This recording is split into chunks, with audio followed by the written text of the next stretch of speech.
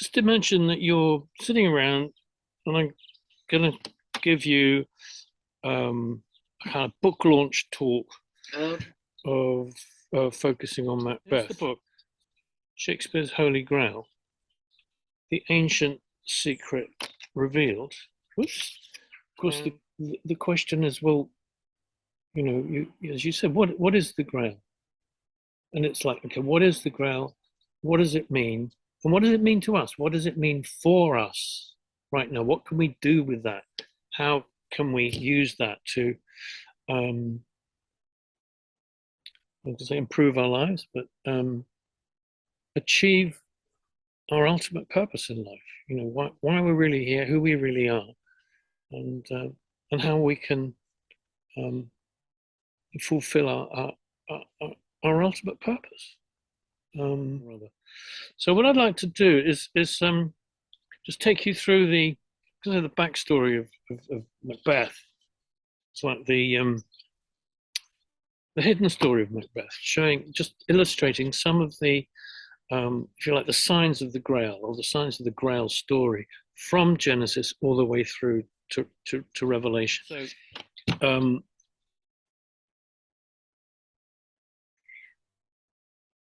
let's see. Let's grab hold of the starting point. There's a picture here of the, if you can see it, the three witches. So you've got Macbeth. In the beginning of the story, you've got Macbeth and Banquo, faithful warriors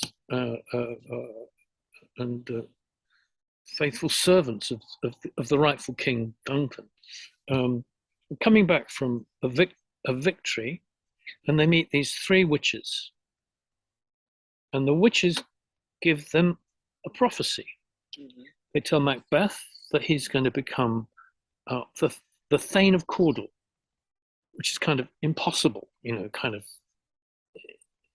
type of prophecy. It's like, yes, the Thane of Cauldron still lives, and there's no way I could possibly have it. So it's like, and then they say, then you will be king, which sounds even more unlikely.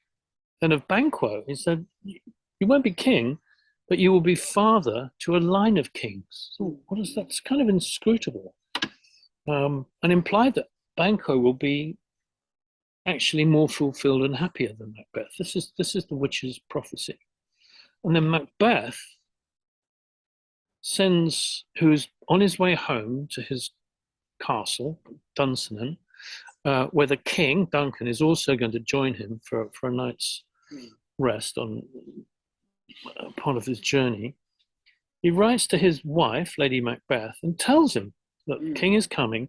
And, oh, by the way, I had this encounter with these three weird sisters who said, I could be king.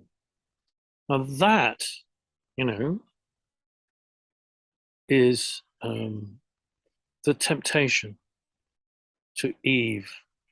And from that moment on, Lady Macbeth represents Eve. She's the innocent Eve in the deeper backstory before the play starts. As soon as she gets that letter, she's tempted, she bites, and she takes the poison.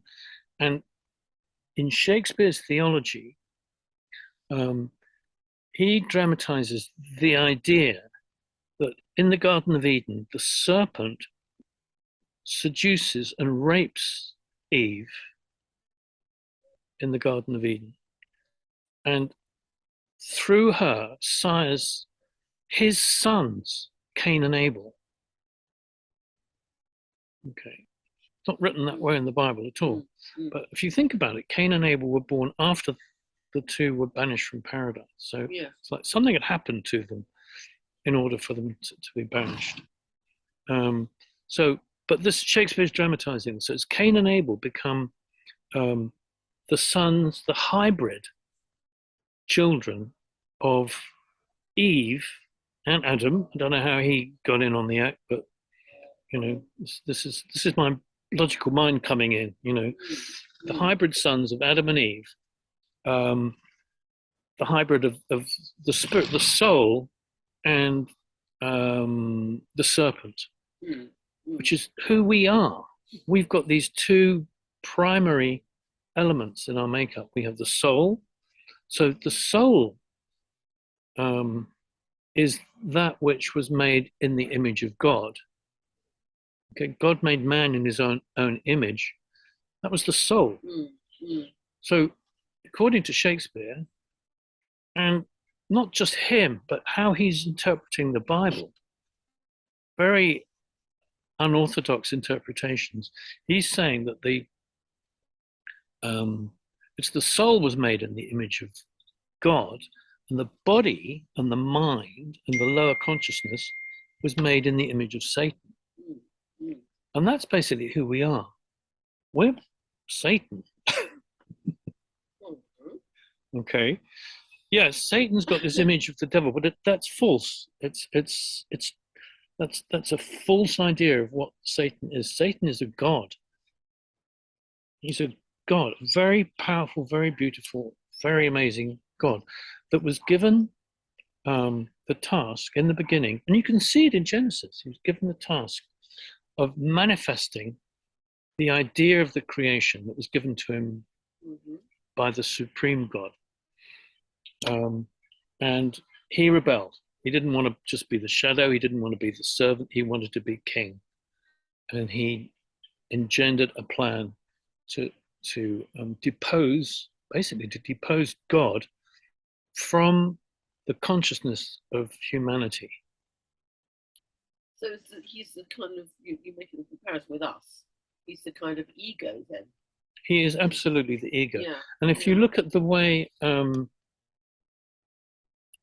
cognitive development takes place, we come in as a soul, as an innocent, pure being soul, and then we start to develop a personality based on beliefs about ourselves, and we create a self-image. And the second thing to develop almost simultaneously is the image. This is the image of myself, which I'm going to use to protect myself against the slings and arrows of outrageous fortune that beset me, and also to convince myself and other people that I'm a good person. Because I feel bad, I think I am bad. And that's erroneous, because who we really are is the soul, the true self behind that becomes shrouded in, We lose sight of it. We lose recollection of it, and we identify and define ourselves in terms of the ego. Okay, so a little bit of psycho-spirituality there for a few moments. So this is what's going on with Lady Macbeth, and she basically is, well, I think if you look at the text, she's in a place of absolute rapture with Satan. She prays to Satan because she wants her husband to be king so badly. She would do anything. She would die. She would sell herself to the devil. She would sell her soul in order to gain what she calls the golden round. And in order to gain that power, she has to corrupt her husband. She's a good man. She's afraid that he's too full of the milk of human kindness to do the act, because the only way he's going to be king, is to kill the rightful king and usurp the throne. So she says things like, "Come, thick night." Night is the Genesis code, and used throughout the Bible and throughout Shakespeare, is the code name for Satan. She says, "Come, thick night, unsex me here." So when Shakespeare says unsex me, he's hiding the fact that there's a sexual act taking place here. So she falls, she sucks him into committing the murder, and browbeats him, and finally he admits he's committed to the murder. And as he thinks about committing the murder, he starts to invoke the idea of the poison chalice. He says, this even-handed justice commends the ingredients of our poison chalice to our own lips. So he knows something's going to come round, because the even-handed justice that he's alluding to is the law, the Mosaic law of an eye for an eye, a tooth for the tooth. That's the even-handed justice. And the poison chalice is an image that Jesus himself invokes, I think in the Garden of Gethsemane, when Peter tries to interfere with his arrest and his being taken prisoner.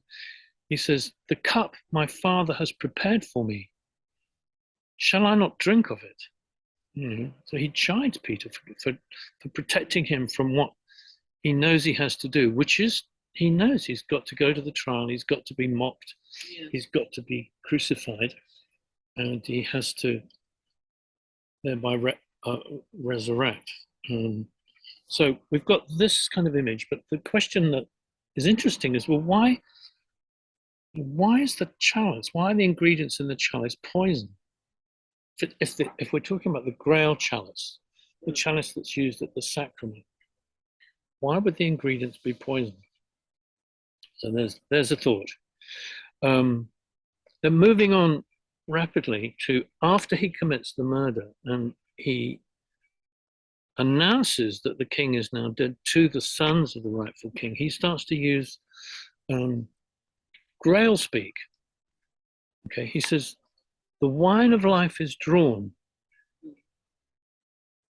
The source, the head, the fountain of your royal blood is stopped. The source, the head, the fountain of your royal blood is stopped.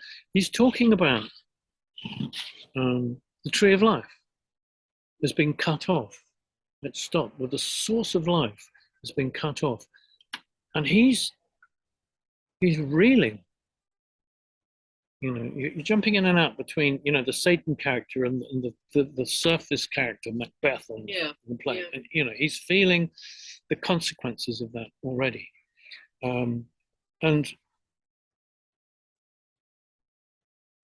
a little bit later on, he's been crowned king, but enjoying it, he is not, because it's driving him absolutely crazy. And he'd become paranoid with fear of Banquo, because the prophecy says that his lineage is going to be the line of kings. Now, is that an allusion to the Fisher Kings in the Grail story? Probably is. It probably is. So,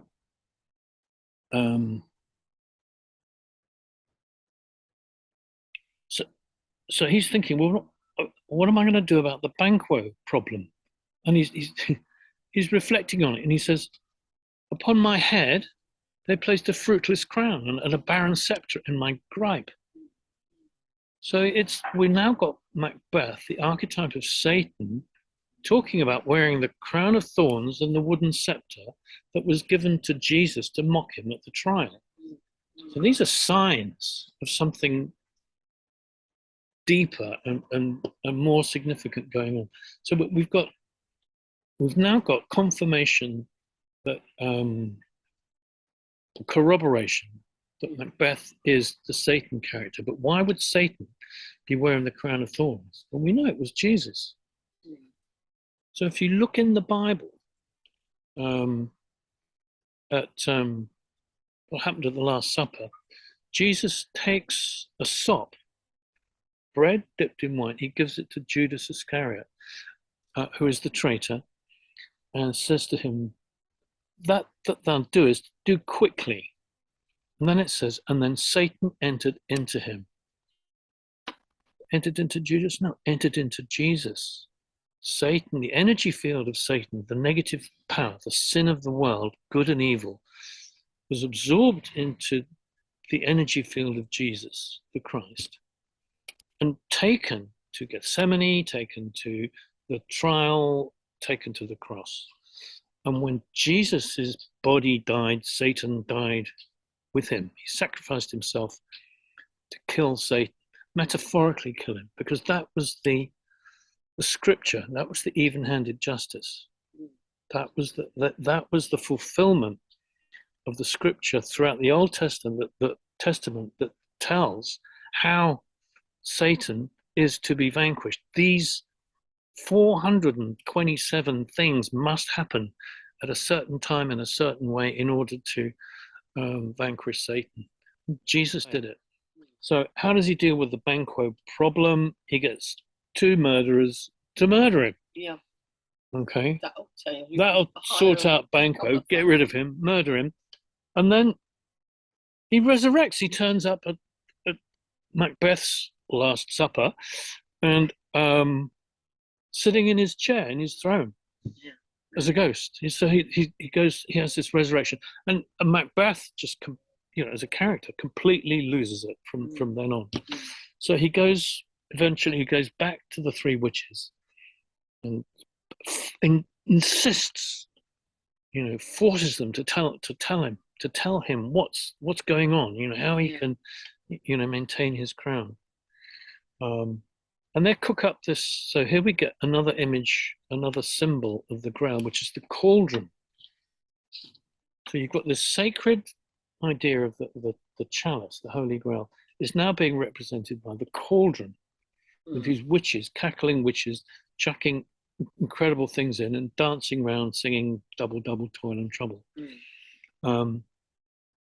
So it's like, well, here we've got the poison chalice, and here we've got the cauldron with poison in it. And the first thing they say is, round and round the cauldron go, in the poisoned entrails throw. Entrails are often used for portents and to make prophecies with. So that's another hint, that this is. And then lots of ingredients, which I won't go into, but two big ones that jump out is the adder's fork is thrown in, which is the symbol of the serpent, the lies of the serpent, and the liver of blaspheming Jew. Liver of blaspheming Jew. So the blaspheming Jew was Jesus Christ. He was executed, he was crucified, ostensibly on the surface for the crime of blasphemy, heresy, sacrilege, because he violated the law. He did. From their perspective, it was the most outrageous things. So they had to get rid of him. So he gets the witches to do the prophecies. So they draw him into the cauldron, and they show him the cauldron. So it's not only what the ingredients are that go into the cauldron, but are Grail-like. Even the pun, that Shakespeare throws in, just in case you hadn't noticed. He said one of the ingredients is finger of birth strangled babe, ditch delivered by a drab, makes the gruel thick and slab. And gruel is porridge, basically. So they're not making porridge. So he's using that as a pun for Grail, thick and slab. It's like congealed blood. It's just full of blood. So it's not just what goes in, but it's what comes out of the Grail, out of the cauldron that's important. And what comes out is an apparition of a baby boy wearing a crown, holding a tree branch. Okay. And the little baby boy gives Macbeth two prophecies. One is kind of a double prophecy, which was beware Macduff. And then they say, but fear not, because none of woman born can harm Macbeth. So it's a kind of a double prophecy, and none of woman born, if you just catch it, it's an allusion to the virgin birth without actually saying it, because he couldn't say it, but it's like it's a kind of perversion of the virgin birth. Everything in Macbeth is seen through Satan's eyes, which pervert and twist everything through shadows and see things backwards. It's in Shakespeare's imagination. So that's the first one. And the second one is Macbeth shall never vanquished be till Birnam Wood comes to high Dunsinane Hill. Again, this is a forest. Yeah. It's like, how can this forest move to my castle? It's it's 100 miles away. It's just so I'm safe. He thinks he's safe. Yeah. Yeah.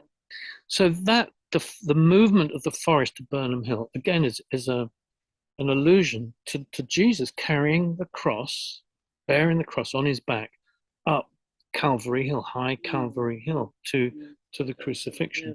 So these are two images, two further images of, if you like, the Christ action, which are prophesied in the cauldron or through the cauldron, and then show up as iconic moments in the play. Iconic moments like Lady Macbeth washing her hands obsessively, like Pontius Pilate couldn't get the stain of the blood of Christ off his hands, no matter how much he washed them. He was still culpable on some level. Finally, of course, Macduff, there is a final confrontation, and Macduff vanquishes him and chops off his head, basically. And that's the end of Macbeth. But it's not the end of the story, because Macbeth is only one play of 37 plays. So, which obviously I've had to condense that idea in the book. So after the story of Macbeth and the perspective of the Grail stroke the Christ action through Macbeth, we go on to see the same story playing out, where the poison chalice, rather than being an idea and a cauldron, is a chalice with poison in at the end of Hamlet that actually kills the other Satan character, which is Claudius. And then we move into the Tempest, because it's like, well, what does this mean? What does it mean? We've got the idea of the Grail and the royal blood, the Sangreal, being confirmed as, this is what we're talking about. But what did it mean? What does it mean? Well, the answers to those questions come from other plays.